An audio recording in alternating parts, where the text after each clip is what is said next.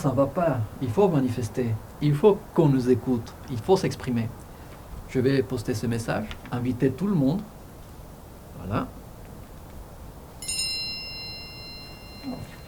Ah, c'était rapide. Oui, Jacques. Oui, tu as vu le message? Effectivement, on manifeste demain à 14h, gare du Nord. Tu peux inviter aussi par Instagram. Apporte les affiches. On nous écoutera comme ça. Combien? On sera 2000. 2000. Oui, oui, Jacques. Oui, on va manifester très bien. Oui, oui. Et est-ce que les réseaux sociaux prennent une grande place dans ton mouvement? Ouais, ouais, absolument. Déjà, le mouvement lui-même, notre mouvement à Maastricht a commencé par la création d'un groupe Facebook. C'est comme ça, moi et un ami, c'était quand il y avait tout le début avec Greta Thunberg et puis il y avait les manifestations à Bruxelles qui avaient commencé et nous on venait tous les deux de Bruxelles et on s'est dit ok, on doit commencer quelque chose à Maastricht et on s'est assis dans ce salon et la première chose qu'on a fait c'était créer un groupe Facebook parce que pour nous ça coulait de source que c'est comme ça qu'on allait avoir le plus de personnes le plus vite. Les réseaux sociaux c'est vraiment devenu une manière, tellement de gens qui trouvent leur information, on lit plus les journaux, on regarde plus vraiment le JT, c'est vraiment les réseaux sociaux qui sont notre source d'information. Donc tout le combat de l'information est aussi en ligne. Et pour organiser un événement, on essaie aussi de se coordonner avec le mouvement national et avec les mouvements internationaux. Donc on est en contact avec les groupes genre Fridays for Future du Pays-Bas. Et puis on essaie d'avoir... Ça a plus d'impact quand il y a en un coup 250 villes qui l'ont fait en même temps. Sur les réseaux sociaux, quand c'est les gros événements, donc pour les grosses manifs, on a payé des publicités sur Facebook. Après, on est vu comme une organisation politique, donc il faut toujours... c'est super compliqué les publicités sur Facebook. Tu dois toujours donner ta carte d'identité et puis ils vont te la refuser. Là, ça prend au moins une semaine avant que, vu que c'est une publicité politique, quelque chose qui se passe. Et puis on fait beaucoup appel aux organisations locales. Donc on essaie de contacter, genre, je sais pas moi, le groupe de cyclistes de Maastricht. Puis on contacte l'organisation verte de toutes les organisations universitaires. Et on envoie des messages privés sur Facebook à tout le monde. Est-ce que tu peux partager l'événement?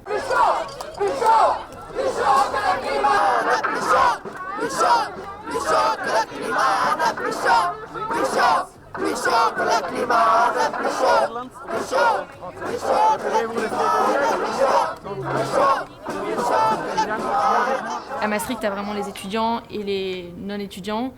Je crois que les réseaux sociaux ont quand même plus d'impact publicitaire dans la population étudiante en ce moment que les posters et que le bouche à oreille. Parce que le problème, c'est que le bouche à oreille niveau temps et impact, pour les 10 minutes que j'ai pris à parler à quelqu'un et l'avoir convaincu, j'ai une personne. Si je prends 10 minutes à créer un post sur Facebook, j'ai peut-être 10 personnes qui viennent grâce à ce post. En ligne, donc les réseaux sociaux, disons, permettent d'avoir des actions hors ligne qui sont massivement plus grandes.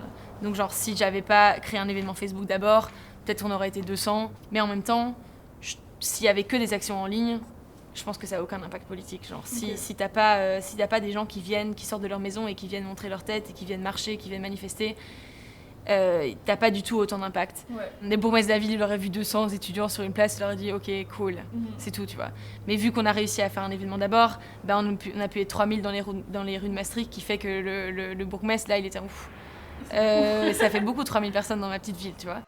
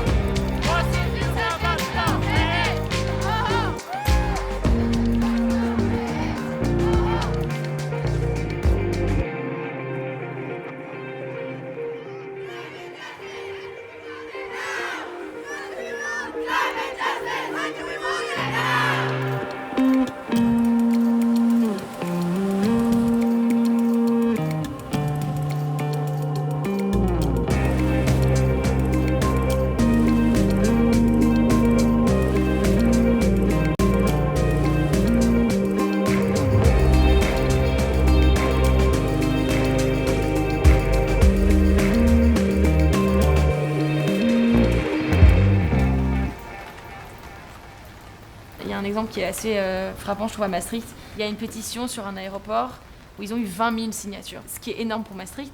Et ça, ils ont sur Facebook, sur Instagram, ils ont rien. Genre, ils sont pas là et c'est vraiment du porte-à-porte de gens qui sont allés avec des flyers et parler à leurs voisins.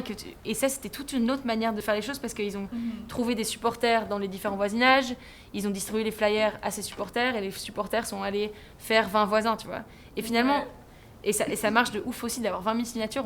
Nous, on n'a jamais 20 000... Je ne saurais pas avoir 20 000 signatures sur Facebook, par exemple. Et c'est aussi, du coup, les gens qui...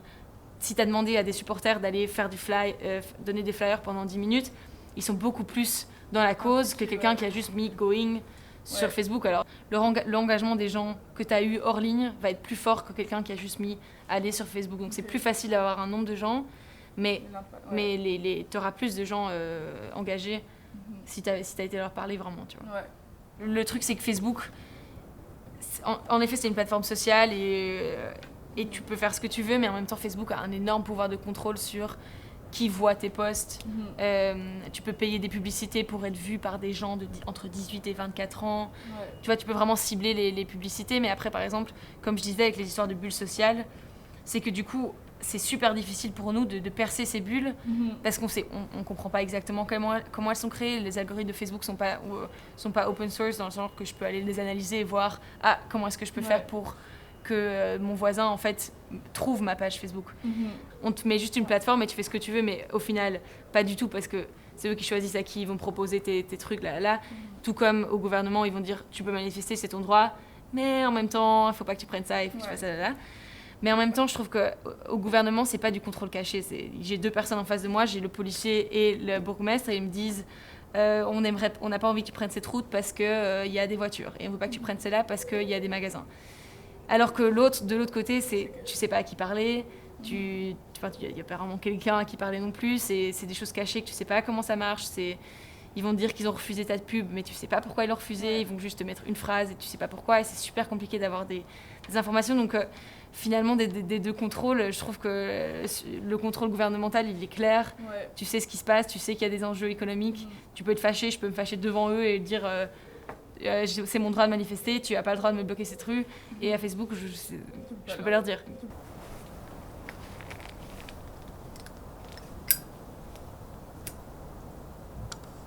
Near, far, wherever you are, I believe that my heart will go on. Je pense qu'une activiste pro-écologie qui est dans la rue ou qui engendre des mouvements de protestation ou de rébellion dans la rue devra profiter ou a profité des réseaux sociaux pour réunir sa communauté, les faire se déplacer, mais a clairement, si on prend l'exemple de Greta Thunberg par exemple, étant jeune, dynamique, étant très présente sur les réseaux sociaux, ayant un très gros soutien des médias classiques, parce que c'était atypique d'avoir une jeune femme se retirer de l'école pour parcourir l'Europe et prôner certaines valeurs. Donc je pense qu'aujourd'hui, ces gens ont de l'influence énormément, mais n'ont pas le même rôle final d'être un influenceur classique. Ah, encore une belle vidéo de sortie. Plus qu'à finir le montage de la suivante. Et Dr Physics, Oui. trop bien ta nouvelle vidéo. Ouais, elle était trop bien, moi je l'ai vue 2 fois. Merci, j'espère que t'as activé la cloche. Ouais, bien sûr. Et tu likes bien chacune de mes vidéos? Bah oui. J'ai au moins 12 épisodes de ce vlog en Floride qui vont sortir, je compte sur toi. Yes. J'ai un email. Nous souhaitons vous compter parmi nos influenceurs. Waouh. Le travail paye. Alors, un influenceur est une personne active sur les réseaux sociaux qui entretient une relation, on va dire, privilégiée avec sa communauté et qui, en fonction de ce qu'elle poste ou en tout cas de ce qu'elle véhicule comme image, arrive ou espère, parce que c'est pas toujours le cas, il faut pas toujours dire que c'est gagné une fois qu'on a 50 000 followers, c'est qu'elle arrive ou qu'elle réussit en tout cas à intéresser un certain nombre de sa communauté à les suivre. Par rapport au monde des influenceurs, on va dire qu'il y a plusieurs marchés. Il y a les macro-influenceurs, donc ceux qui ont plus de 50 000, 100 000 et beaucoup plus de followers. Et puis après, il y a les micro-influenceurs, qui sont donc en dessous de 25 000, qui qui sont très tendances pour l'instant.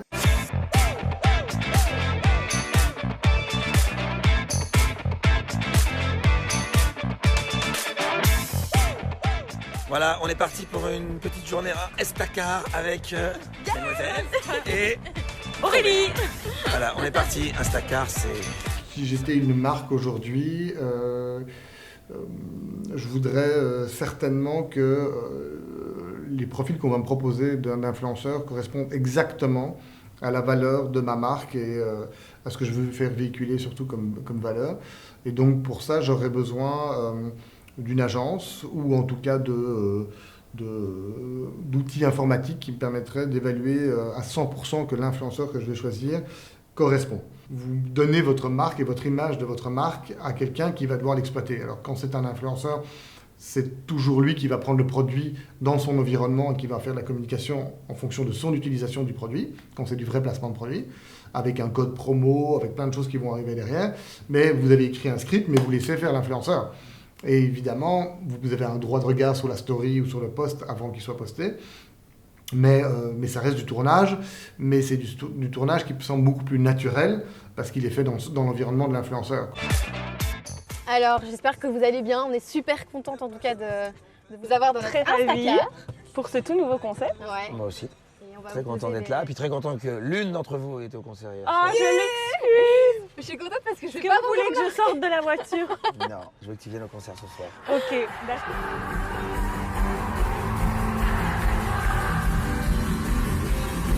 Coronavirus a joué un rôle sur ce marketing-là très puissant et très rapide parce qu'il faut juste se dire qu'on est quand même qu'au mois de septembre 2020 et qu'au mois de janvier 2020, on n'entendait pas parler de ce coronavirus ou très peu. En 6 mois qu'on vient de vivre maintenant, la consommation a basculé, le moyen de communication complètement basculé, c'est-à-dire qu'on se précipite sur les réseaux sociaux avec une violence et une puissance inouïe.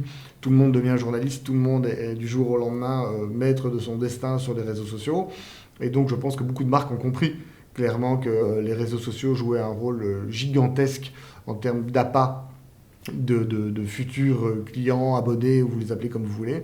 Passer par un influenceur est souvent, on va dire, plus fort parce que vous passez par l'affect que l'influenceur a avec sa communauté, d'avoir testé votre produit et d'en avoir dit des choses, on va dire, vraies, sincères, honnêtes. Alors il n'y aura pas toujours que du positif, parce qu'un influenceur qui va dire ce produit est incroyable, etc., et ne faire que l'éloge du produit, ça va très vite être fake et la communauté va s'en rendre compte.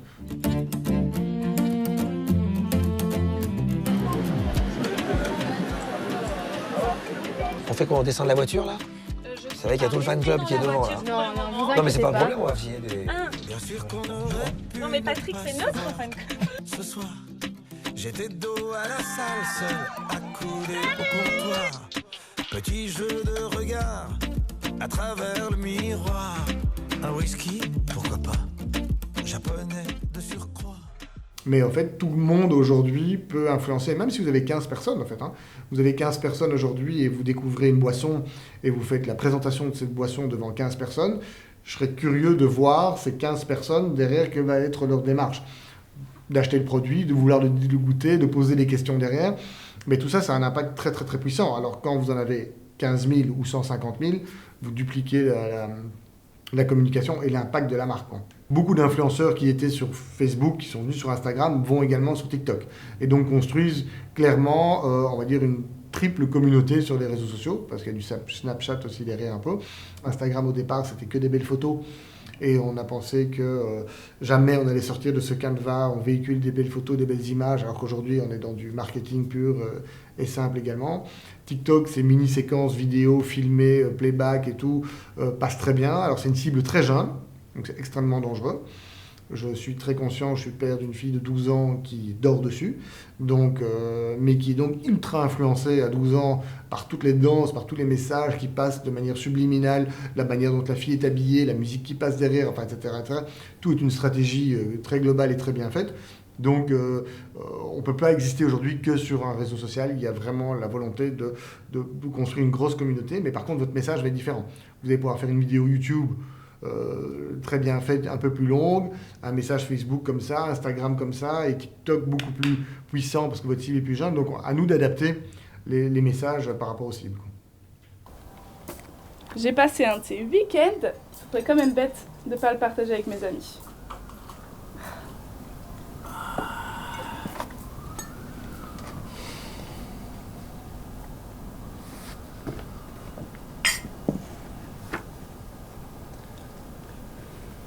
Faut sauver les apparences.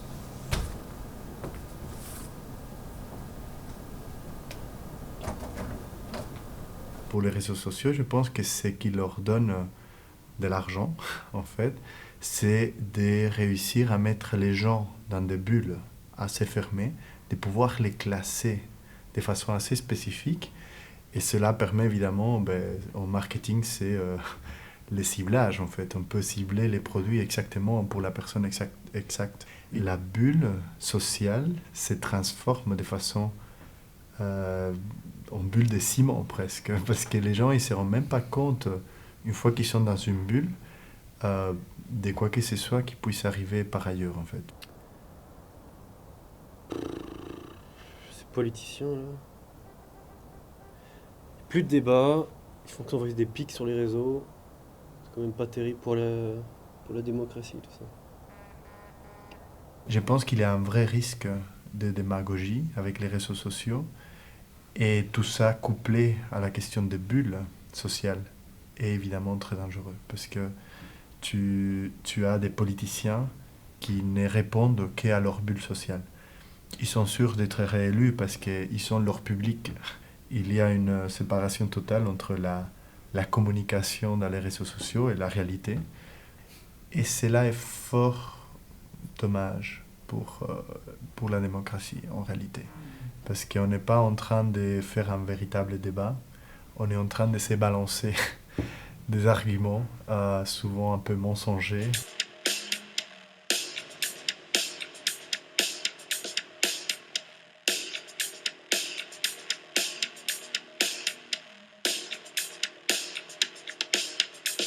Obamacare is finished. It's dead. It's gone. It's no longer. People going back to work. They're going back to work. The Coast Guard in Texas saved 16,000 lives. I've really started this whole fake news thing. On a fait une nouvelle loi en Autriche pour combattre la désinformation sur les réseaux sociaux. Et en fait, cette loi elle a été fortement critiquée parce qu'il y a un risque à la surenchère de la censure, en fait. Qu'est-ce qui arrive? C'est que cette loi prévoit une sanction à Facebook ou à Twitter quand Facebook ou Twitter ne seraient pas assez agiles dans la suppression de certains discours ou certaines informations fausses ou haineuses. Et alors, qu'est-ce qui arrive? C'est qu'évidemment, Facebook, d'un côté, il est puni s'il ne supprime pas un commentaire ou une publication. Mais il n'est pas puni s'il la supprime sans fondement, en fait.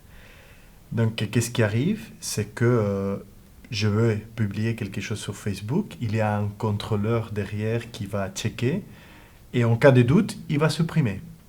Donc, en fait, on a mis un filtre à la liberté d'expression qui est quand même assez dangereux. Il y a un grand risque que c'est la dérive dans un contrôle par Facebook, Twitter, Instagram, qui en plus, qui ont clairement des intérêts économiques, politiques, sociaux. Après, voilà, peut-être on ne sait pas exactement les pointer du doigt, mais ils en ont. Et du coup, on va les laisser la voie libre pour qu'ils le fassent, qu'ils les mêlent aussi aux intérêts, disons, politiques. Je ne pense pas qu'il y ait un risque particulier et spécifique aux réseaux sociaux. Le risque est surtout lié à la personne humaine, en fait. La personne humaine, mais voilà, si on est orgueilleux et qu'on est paresseux, qu'on n'a pas envie de s'informer et de faire un effort pour que quand on donne son opinion sur les réseaux sociaux, ce soit quelque chose de respectueux et d'informé. Mais c'est la même chose sans les réseaux sociaux, en fait. On peut beaucoup apprendre sur les réseaux sociaux si on écoute et si on... Il y a énormément de matériel de très grande qualité aussi. On parle des informations. Voilà, on a une chance incroyable de pouvoir suivre des politiciens de très haut niveau de tous les pays du monde, ou des profs d'université, ou des grands sages, et s'informer très très bien sur beaucoup de sujets. 212. Par la maman, t'écoutes pas pitié, tu me saoules, vas-y par la maman. Si t'as pas compris, ça veut dire oublie-moi. T'écoutes pas, t'existes pas, vas-y par la maman. Si t'as pas compris, ça veut dire Merde.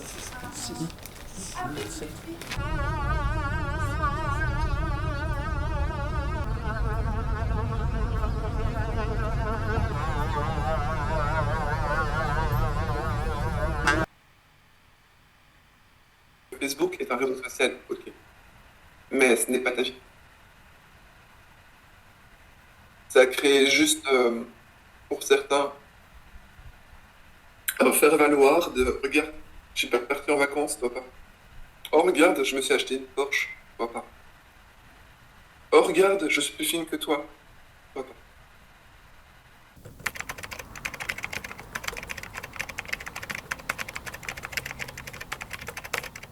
Ok, nickel, ça c'est bon. Maintenant, il faut juste que je mette une photo sur mon faux profil et tout paraîtra réel. Le gros problème avec les réseaux sociaux actuels, c'est que les jeunes postent tout. Postent tout, acceptent tout le monde pour avoir plus de likes, plus de followers, pour être people, parce qu'ils pensent que c'est réellement ça la vie. C'est pas ça la vie. Tous ces followers qu'ils ont quand ils seront dans la merde ne les aideront pas. Quand ils seront victimes de viols, de violences ou de rap, ils vont les aider? Non.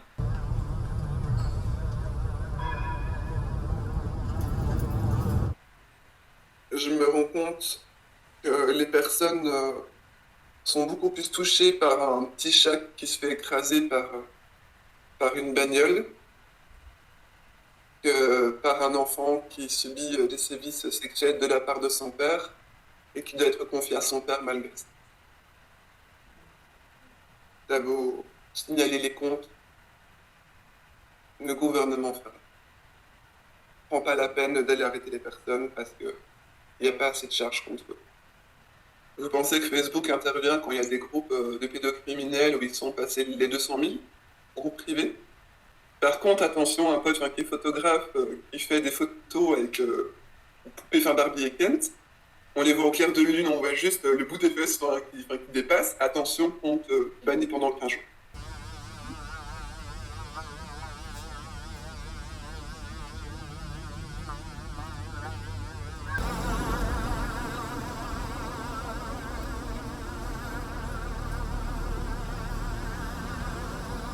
Les crimes les plus fréquents. Déjà mise en danger de mineurs en postant leurs photos sur les groupes des parents. Mise en danger des mineurs lorsque l'école a un groupe Facebook qui publie les photos des enfants. Voilà, c'est un peu de l'incitation. À quoi je suis confronté d'autres Non, je crois que la liste est là. C'est principalement, il y a pas mal de revenge porn. Il y a beaucoup de liens maintenant vers les snuff movies pour qu'on soit en sécurité totale. On en parlait avec un cercle d'amis et il faudrait vraiment faire un shutdown total d'Internet.